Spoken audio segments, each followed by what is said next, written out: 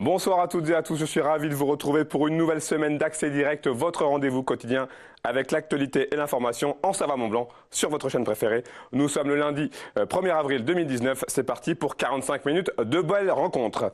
Au programme ce soir, nous reviendrons sur le 75e anniversaire des combats des Glières avec Gérard Métral, le président de l'association des Glières. Je recevrai ensuite M. Philippe Troutot, le président de l'IRMA, l'Institut des risques majeurs de Grenoble. Et enfin du hockey, dans notre partie sport avec une interview de Christophe Stucky, le directeur général du Genève Servette Hockey Club. On dressera le bilan de la saison. Mais avant toutes ces réjouissances, j'ai le plaisir d'accueillir Clémence de retour. Salut Clémence. Salut Seb. Alors on va parler donc de ce journal du 1er avril. On reviendra évidemment sur cette grande cérémonie de commémoration, 75e anniversaire des combats des Glières, avec la présence d'Emmanuel Macron. Comme tu le disais, effectivement, Emmanuel Macron était en visite du coup en Haute-Savoie sur le plateau des Glières après une cérémonie d'hommage à la nécropole de Morette. Alors de nombreuses personnes étaient présentes sur le site, ainsi que des scolaires qui ont fait le déplacement pour assister à cette cérémonie. On va voir ça dans le journal. Et puis une dictée estampillée Tour de France. Oui, alors d'habitude, les enfants la boudent, la rejettent un petit peu, mais cette fois-ci, ils s'en sont donnés à cœur joie. C'est une dictée qui était effectivement organisée par le Tour de France à Saint-Jean-de-Maurienne. À la clé, des places pour assister à la mythique course de cyclisme. On verra ça aussi dans le JT. On enchaîne avec notre revue de presse. Tu restes là, Clémence, on commence avec une histoire de burger. Oui, alors, je ne sais pas ce que tu as mangé ce midi, Seb, si tu as faim maintenant, mais j'avais envie de te faire un petit peu saliver quand même. Alors, je vais te parler de burger ce soir, mais pas n'importe quel burger. Aujourd'hui, il se trouve qu'il est organisé, il y a la Coupe de France du meilleur burger qui est organisée aujourd'hui. La crème de la crème des burgers donc, sont réunis. Parmi les 15 candidats, il y a une Savoyarde. Elle s'appelle Morgane Trollet. Elle vient de Saint-Pierre d'Entremont et elle espère convaincre le jury avec un burger 100% savoyard, uniquement conçu avec des produits locaux. C'est ça qui est plutôt intéressant dans son burger. Alors, produits locaux, c'est quoi? Alors, le pain vient de Saint-Même, les champignons de Montmélian, le confit d'échalote de Saint-Hugues, la viande de Saint-Pierre d'Entremont et à Entremont-le-Vieux, bien sûr, la faisselle et le bleu. On le voit là d'ailleurs à l'image. Donc, j'ai piqué cet article sur France Bleu. J'ai trouvé ça rigolo. Morgane, elle aura 25 minutes pour réaliser 3 burgers identiques et convaincre le jury.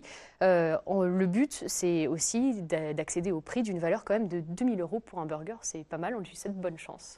Évidemment, on prendra de ces nouvelles. Et puis un nouvel album pour Quentin Lefebvre, auteur de bande dessinée locale. Oui, c'est le 4e volet de la BD d'Andman qui vient de paraître. Andman, alors c'est l'histoire, c'est un lycéen qui a 14 ans qui est tout droit sorti de l'imagination de Quentin Lefebvre. On le voit là à l'image, c'est le créateur de la BD. Alors, Andman, il me semble qu'on l'a reçu sur le plateau, ça me dit quelque chose. C'est possible. C'est donc un adolescent qui s'aperçoit qu'il a des pouvoirs dans les mains, une sorte de force surnaturelle dans les mains. Au fil des tomes, le personnage va devoir apprendre à gérer ses nouvelles aptitudes, mais il va aussi beaucoup se questionner sur ses nouveaux pouvoirs. Pour cette 4e édition intitulée « Passer entre les flammes », Ant-Man, comme tout super-héros, se demande comment utiliser son pouvoir et ne pas se faire démasquer en même temps. Alors c'est une BD qui est plutôt simple dans le dessin, mais qui n'est pas dénuée d'intérêt, surtout pour les ados, puisque l'interrogation autour de la quête d'identité est très présente. On sait que c'est un moment pour eux aussi qui est très important. L'auteur est texois, comme tu le disais, il vient d'ici. Il sera en dédicace le 6 avril prochain au Casino Grand Cercle à Aix-les-Bains, s'il y a des amateurs. Toi, pardon, c'est le moment de ta revue de presse aussi. On commence avec Méribel, oui, qui roule à gauche. J'ai choisi une revue de presse estampillée, forcément Poisson d'avril. Alors, ça ne t'a pas échappé, on est le 1er avril, donc c'est le jour des Poissons d'avril. Tout le monde s'y met et les stations ont rivalisé d'idées plus ou moins saugrenues. Et du côté de Méribel, en Savoie, on a tout simplement eu l'idée de rouler à gauche pour soutenir les touristes et les Britanniques installés dans la station, avec une petite vidéo à la clé pour rendre tout cela encore plus crédible. Je vous propose de regarder un petit extrait.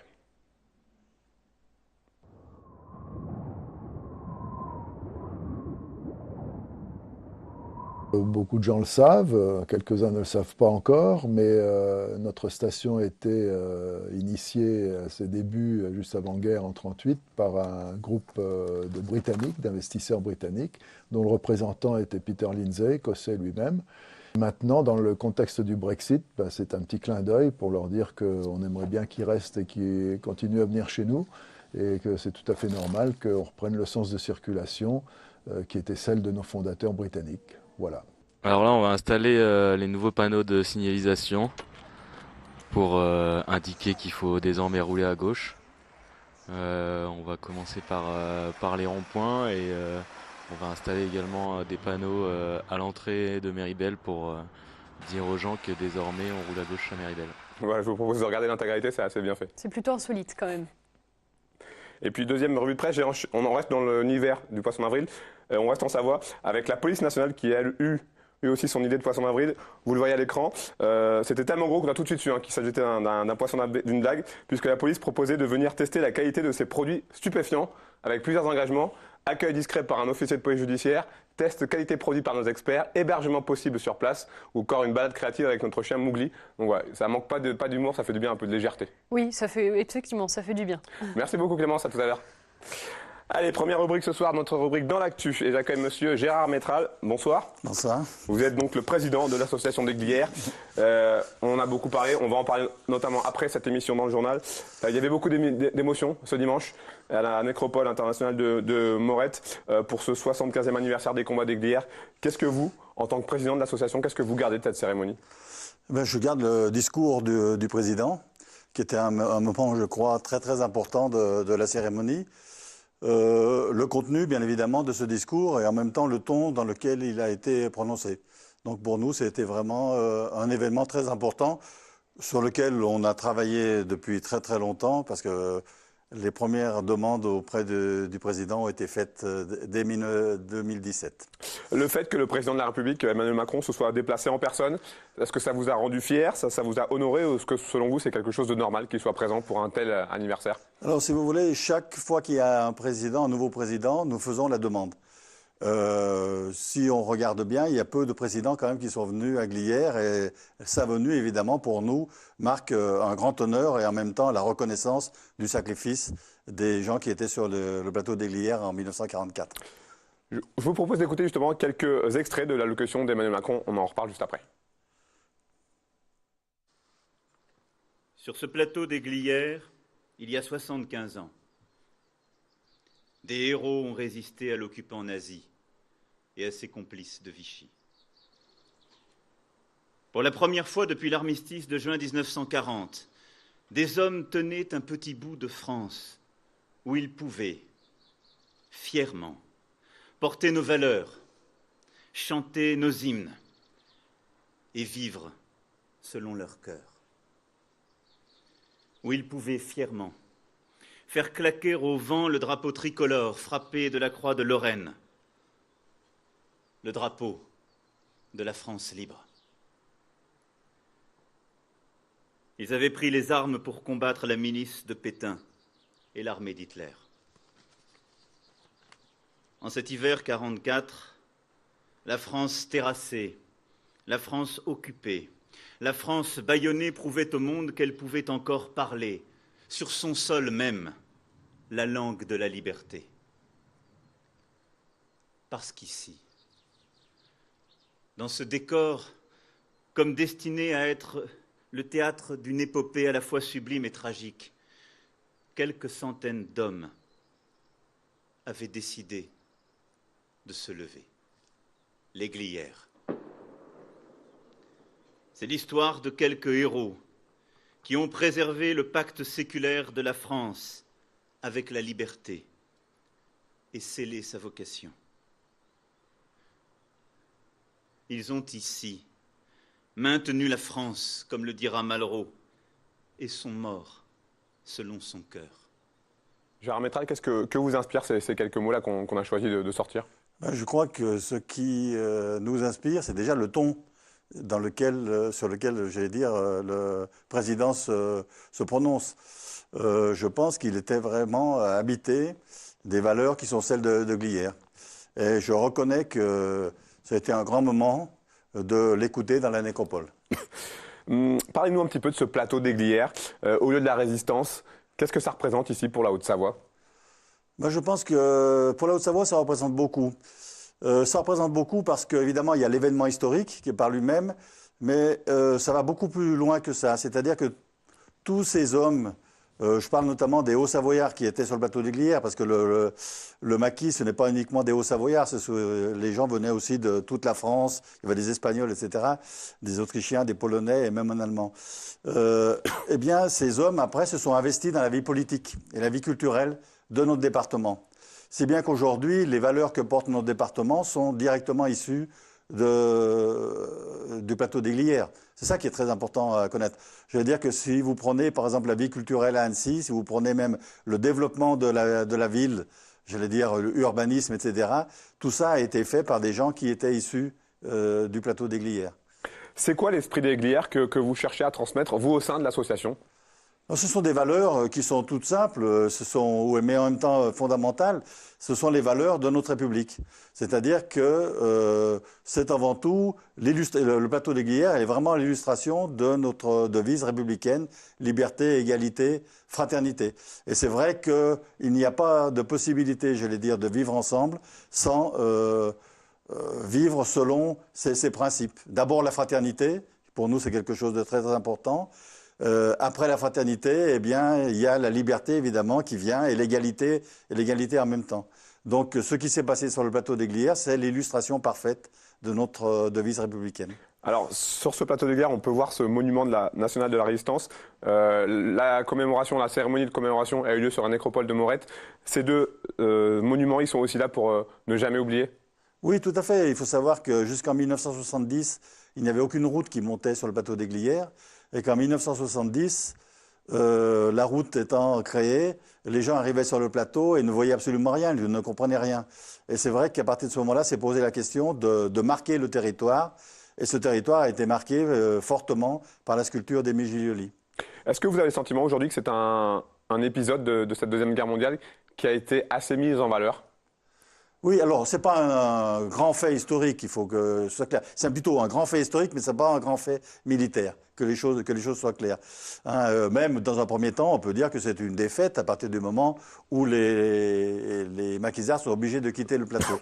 Mais ça a été un enjeu extraordinaire au niveau, j'allais dire, de tout ce qui est les rapports entre la radio de Londres et la radio de Vichy. Et cette guerre psychologique, en quelque sorte, Glières est vraiment au centre de cette guerre-là. Et puis deux hommes ont notamment été au cœur de l'hommage du président Macron hier, Tom Morel et Maurice Angeau.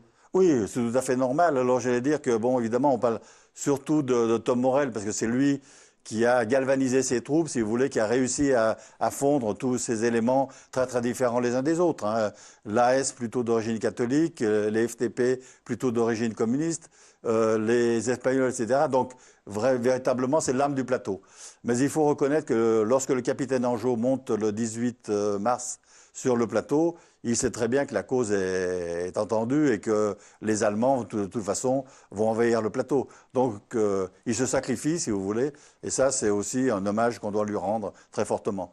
Dernière chose, pour en revenir à la commémoration d'hier, on a vu beaucoup d'enfants, près de 500 scolaires qui étaient associés à cette cérémonie. Là aussi, c'est important dans un devoir de transmission.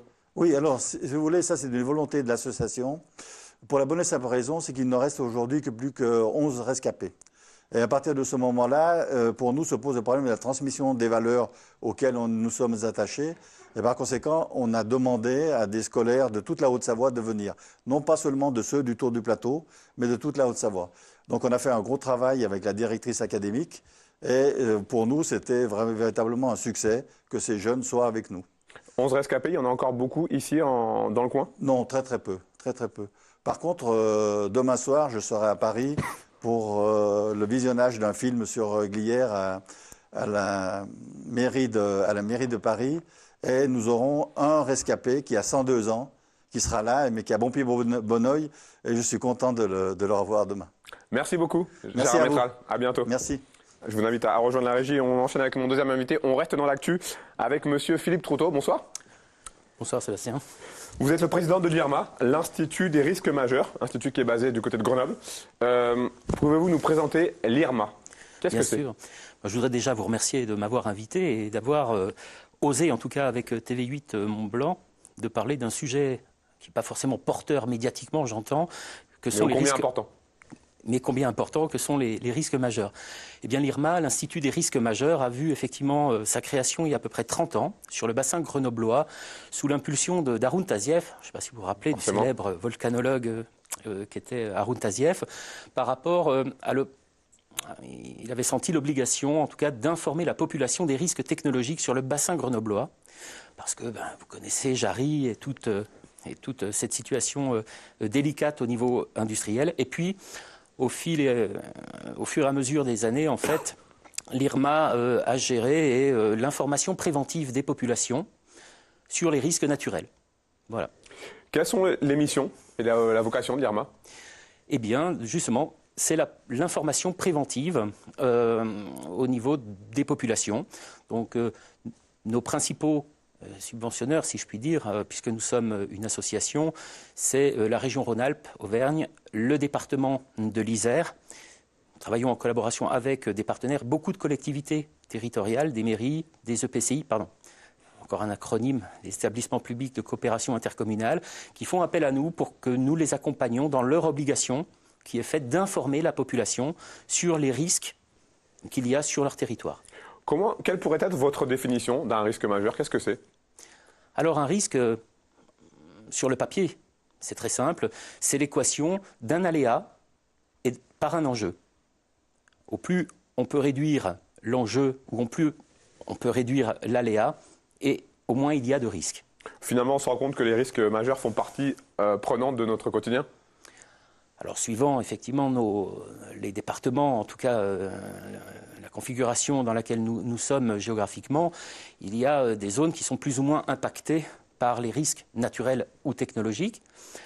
En Savoie, nous les avons a priori tous, en Haute-Savoie, sauf la submersion marine. Puisque là, c'est le littoral, voilà, a priori, nous ne devrions pas avoir ce risque. Mais nous avons tout cela, et l'État a recensé sur l'ensemble de l'Hexagone, et même au-delà, même outre-mer, l'ensemble des risques susceptibles de toucher effectivement donc nos régions. Et pour le coup, il y a obligation pour les communes ou pour les bassins versants à risque, j'allais dire les plus exposés, d'établir des plans communaux de sauvegarde et des documents d'information. Donc sur les 35 500 communes que compte la France, 12 000 ont l'obligation depuis 2004. C'est une loi de 2004, récente, au final. Si on veut, par rapport au risque. Alors, je préfère voir le verre à moitié plein plutôt qu'à moitié vide, d'autant plus que les 3/4 des communes qui est obligées de faire, j'allais dire, cet exercice, de mettre en place ce plan communal de sauvegarde, l'ont fait. Nous avons à peu près, effectivement, 25%, 23% des communes qui ne l'ont pas encore fait. Donc ça veut dire qu'elles ne sont pas prêtes? Alors voilà, il y a, comme beaucoup en France, c'est bien sur le papier, très bien et nous avons des bons élèves également en Haute-Savoie, en Savoie, enfin dans nos départements alpins. Cela dit, faire un papier pour que le papier reste dans l'étagère et prenne la poussière, ça ne sert pas à grand-chose, me semble-t-il. Donc, nous appuyons sur le fait que les exercices, les entraînements sont absolument indispensables. Et nous le voyons bien dans n'importe quel domaine sociétaux, plus nous nous entraînons et plus nous sommes prêts le jour J. Est-ce que vous avez le sentiment qu'il y a une véritable méconnaissance du grand public par rapport à ces risques majeurs?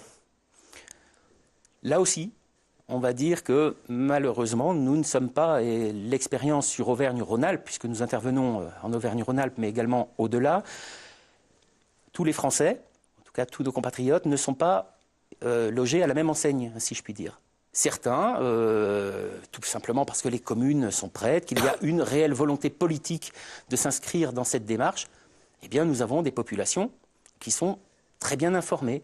Nous avons par exemple l'éducation nationale qui est un très bon élève, puisque je rappelle que l'obligation des PPMS, des plans particuliers de mise en sécurité, c'est une obligation pour les enseignants de savoir comment mettre à l'abri les plus vulnérables, des enfants.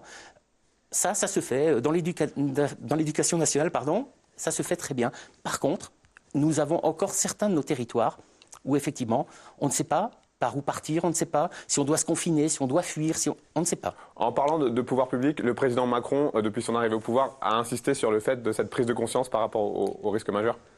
Alors, c'est en partie lié par les événements dont vous vous rappelez malheureusement dans l'Aude, mais aussi sur le littoral atlantique, qui ont causé d'énormes dégâts.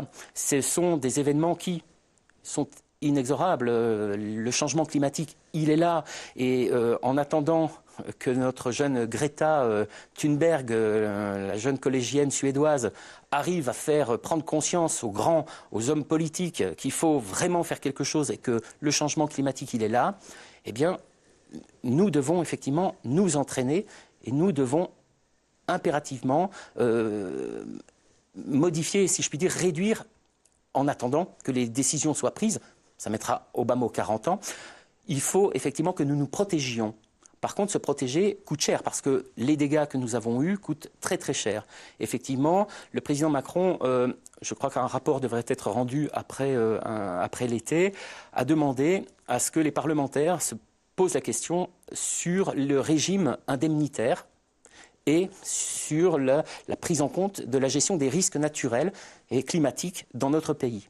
Très rapidement, pour conclure, si je ne dis pas de bêtises, demain, une conférence organisée par le Grand Annecy par rapport au climat. Alors semaine prochaine, effectivement, et je salue le Grand Annecy et en tout cas son initiative qui est bien vue, qui est bienvenue en tout cas, sur la prise en compte de ces changements climatiques. Que faut-il faire pour ne pas rester passif et vraiment prendre à bras le corps ce sujet? Merci beaucoup Philippe Troutot, président de l'IRMA, merci pour toutes ces précisions. C'est moi. Je vous invite à rejoindre la régie. Allez, on est lundi, on passe au sport et ce soir on va parler hockey sur glace avec mon invité. J'ai pu interviewer en début d'après-midi Christophe Stucky, le directeur général du Genève Servette Hockey Club. On regarde. Christophe Stucky, bonsoir. Oui, bonsoir. Merci de nous accueillir chez vous, de nous d'accorder quelques secondes, quelques minutes. On va faire le point, le bilan sur cette saison qui s'est achevée donc pour le Genève Servette Hockey Club qui a donc été éliminé le 21 mars dernier en quart de finale des playoffs de la National League après une défaite 4-2 face à Berne, le leader de la saison régulière. J'imagine que y a quand même un petit peu de frustration, un petit peu de déception après cette série. Oui, effectivement, un peu de regret parce que notre équipe était passée en mode play-off déjà lors de la fin de la saison régulière pour se classer au tout dernier match contre le champion en titre, Zurich. Et nous avons pu constater tout au long de cette série contre Berne qu'on était vraiment à très peu de choses au même niveau qu'eux et que ça jouait à des petits détails le fait que nous ne sommes pas passés. D'ailleurs, tous les matchs ont été très serrés. Le dernier match de la série, il est entré dans l'histoire du hockey suisse en devenant le plus long match de l'histoire après plus de 3 prolongations. Comment est-ce que vous l'avez vécu, vous, en tant que président, en tant que directeur général ? J'étais épuisé comme une bonne partie du public. C'était vraiment un drame, un psychodrame absolument incroyable, une ambiance complètement folle. De nouveau un de ces matchs où Zurich menait, on revient au score dans les dernières minutes du temps régulier et après on part dans ces prolongations et dans ces prolongations avec la fatigue effectivement puisqu'ils ont joué l'équivalent de 2 matchs dans la même soirée. C'est sûr que la différence se fait sur un golden goal et sur un tout petit détail qui aurait pu être en notre faveur et hélas a été en faveur de Zurich. Alors on s'était rencontrés en début de saison. Vous m'aviez déclaré qu'un des objectifs c'était de redorer l'image du club auprès des supporters après plusieurs saisons compliquées. Est-ce que cet objectif est rempli selon vous ?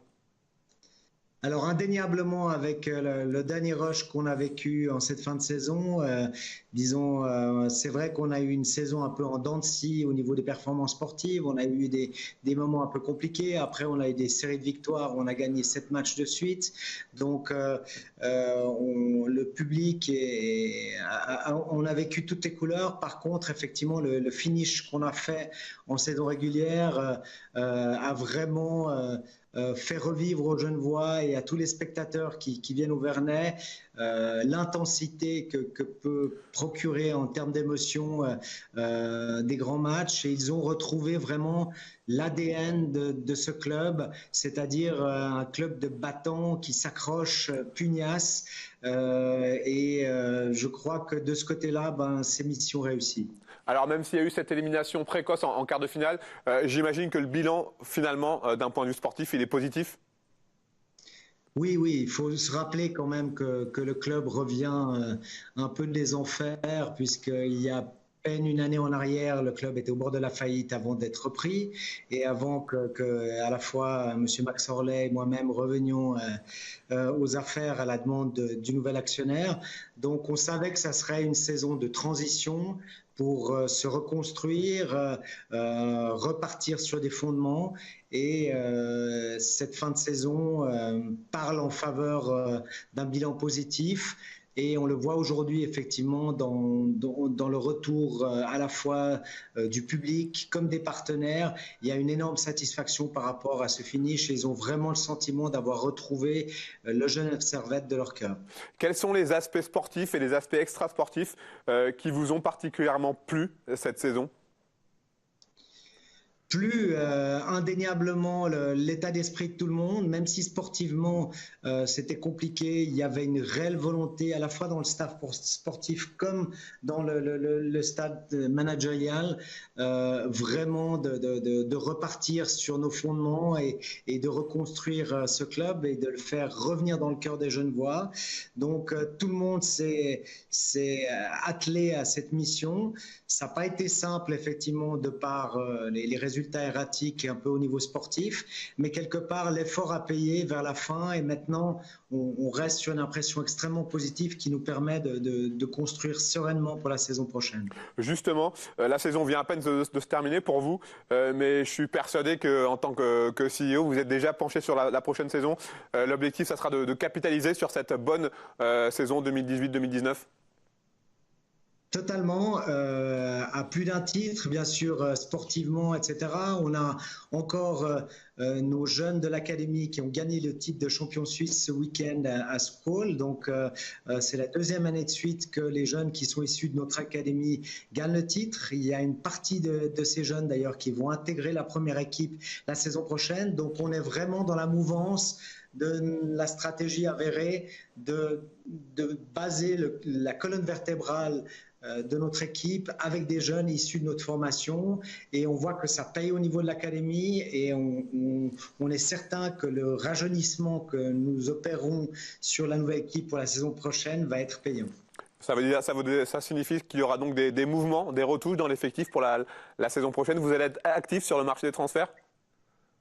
Alors, on a déjà été, vous savez, le hockey, c'est un petit peu différent que le football où il y a des dates définies pour le mercato. Le mercato dans le hockey, c'est toute l'année, c'est pas régulé. Donc, on a déjà effectivement engagé toute une série de joueurs. Et aussi des anciens nous ont quittés en cette fin de saison. L'objectif étant vraiment d'avoir une colonne vertébrale avec des joueurs d'expérience, mais d'amener beaucoup de vitesse et de talent avec des jeunes, entre autres issus de notre académie, mais on est allé aussi chercher les deux plus grands talents auprès du club de Zurich, deux jeunes qui s'appellent Miranda et Carrère. L'un est attaquant et l'autre est un défenseur et c'est déjà des joueurs d'exception puisqu'ils jouent déjà en équipe nationale. Donc on attend beaucoup de cette addition avec ces jeunes. Un dernier mot sur le volet économique. Vous l'avez dit en début d'interview, le club revient un petit peu des enfers avec une saison 2017-2018 très compliquée. Économiquement, comment va le club aujourd'hui ? Aujourd'hui, les choses sont sous contrôle. Nous sommes dans les chiffres noirs avec une situation stabilisée. On continue encore de gérer les quelques engagements qui nous ont été légués quelque part par l'ancien management, mais cela se fait de manière totalement cohérente et au fil de l'eau. Donc on peut vraiment aujourd'hui regarder vers l'avant et ne plus être quelque part alourdi par le passé. Merci beaucoup en tout cas, Christophe Tchouky, de nous avoir consacré quelques minutes. On se retrouve en septembre du côté de la patinoire des Vernets. Profitez-en pour vous reposer un petit peu et on est reparti pour une nouvelle belle saison. À très bientôt en tout cas. Mais je vous remercie, à très bientôt et à très bientôt aux téléspectateurs effectivement qui nous regardent. Merci, au revoir. Au revoir. Voilà, Clément, c'est de retour pour le rappel du titre. On parlera de cette commémoration 75 ans des combats d'Aigle d'hier. Et oui, Emmanuel Macron était en visite en Haute-Savoie sur le plateau d'Aiglières après une cérémonie d'hommage sur le site de la nécropole de Morette. De nombreuses personnes ainsi que des écoliers et des scolaires étaient présents sur le site pour assister à la cérémonie. Reportage dans le journal. Et puis une dictée un petit peu particulière pour les élèves de Saint-Jean-de-Maurienne. Et oui, d'habitude les enfants la boudent, mais cette fois-ci ils s'en sont donnés à cœur joie. Une dictée qui était organisée par le Tour de France à Saint-Jean-de-Maurienne, comme tu le disais Seb, à la clé des places pour assister à la mythique course de cyclisme. De quoi en ravir plus d'un. Merci beaucoup Clémence, on se retrouve dans quelques minutes pour le journal préparé par la rédaction. À tout de suite.